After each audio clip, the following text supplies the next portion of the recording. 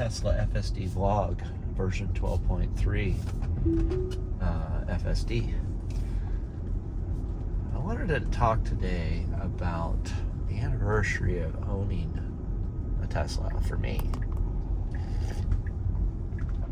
Now, we have had a Tesla since September, Model 3, and basically my wife took over it, so I can't comment about what it's like on a day-to-day basis of using or having a Tesla. We did a good job here, by the way, at the left turn lane, hugging the left side. We got a car coming, but it's not going. I am paying attention. Now, this is an interesting thing. I'm shaking the wheel, trying to get it to respond. That's a good one to catch. So it tells me you need to pay attention. I'm looking forward. It wants me to touch. It wants me to touch the wheel. I'm touching the wheel, and you can see in the video I'm shaking the wheel, and it's not responding. So that's a problem. So getting back to my subject, which is the anniversary of my ownership. So around end of February is when I got this car with the FSD, and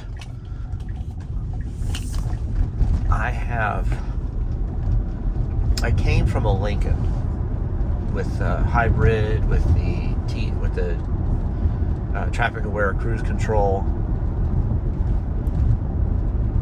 and it was an MKZ hybrid black label with a nice leather interior, beautiful car. Lincolns have been one of my favorite cars I've ever owned and worked with. One of the main reasons why is because the resale value drops about 50% after you buy them. So I buy them used. Excellent cars. Barely any repairs, if any. Certified pre-owned, used, good deals. At any rate, and then the hybrids were amazing because they did not charge extra for the hybrid. It was the same price whether it was gas or hybrid. They discontinued them back in around 2019, 2020, somewhere in there, because they wanted to make SUVs. But the sedans were wonderful. But anyway, getting back to the story. So for a little over a year now, I've had this car with the FSD. The FSD was activated at the end of May. So I haven't come on a year of FSD, but I wanted to kind of talk about the Tesla experience a little bit. So, and once again, we are not going the speed that I've recommended, but there is a car in front of us too, just to be fair. I'm going to change lanes just to see what it does.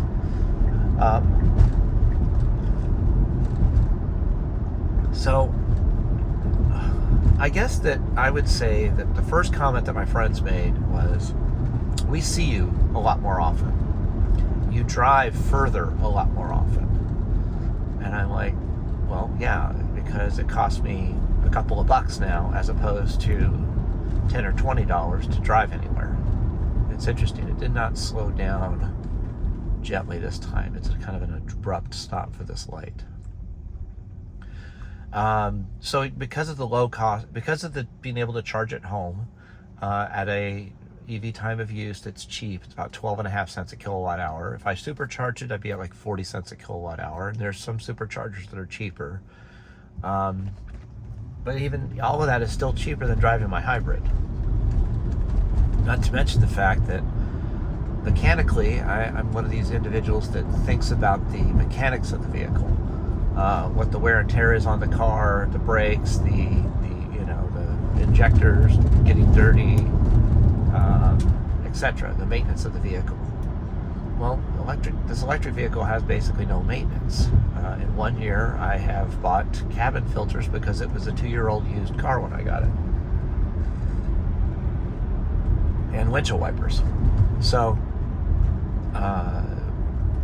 it's been kind of nice from that standpoint that I just don't really stress about, oh, has it been 3,000 miles? Is it time for an oil change? Because usually, if you didn't know, you're supposed to get your oil changed every 3,000 miles or every 3 months. One of the side effects of that, by the way, that I enjoy is getting your oil changed is one thing, but you're also putting dirty oil into the system when you do your oil change. So it's kind of nice that I'm not putting more used fluids into the system as driving an EV. But let's talk about the experience though. So simplified car, no buttons. I thought I'd hate that. Turned out there's a lot of automated things in here that once automated correctly, you don't care anymore.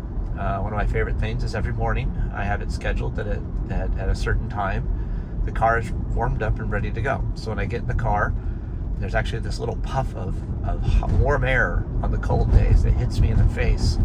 And as I get in the car, I'm like, wow, it's so nice to just not get in a car that has cold leather interior, or vegan leather interior, or whatever it is in here. And so it's always nice to get into a warm car. I wish it had the heated steering wheel. It's too old to have that. But it is nice to have the heated seats. This guy has his turn signal on, and we are accelerating, but not accelerating. See, our car's trying to get over, so I tapped the accelerator back there. There we go. So once again, it's not using the maximum speed. This is very frustrating. At any rate, I'm going to have to continue this discussion later because there's too much going on. But basically, I'll just leave off with that the climate system in the car is phenomenal. I've never been in a car that doesn't have to constantly, make your lips flap in the wind to cool off the car and stuff. Let's see here. It's very confident. Wants me to touch the wheel.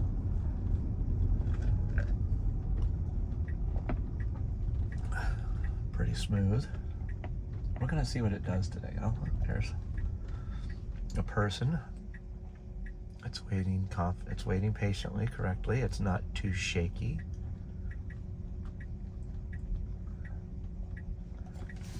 I gotta take over. There's somebody behind me.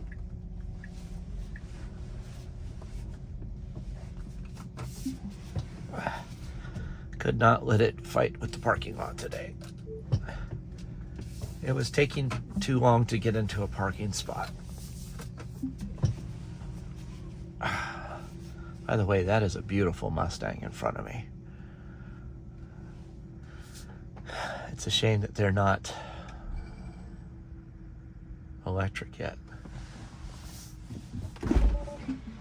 The car made a funny noise for a second there, and the steering wheel acted weird. At any rate, well, thanks for watching. Like, comment, and subscribe, and we'll catch you in the next part.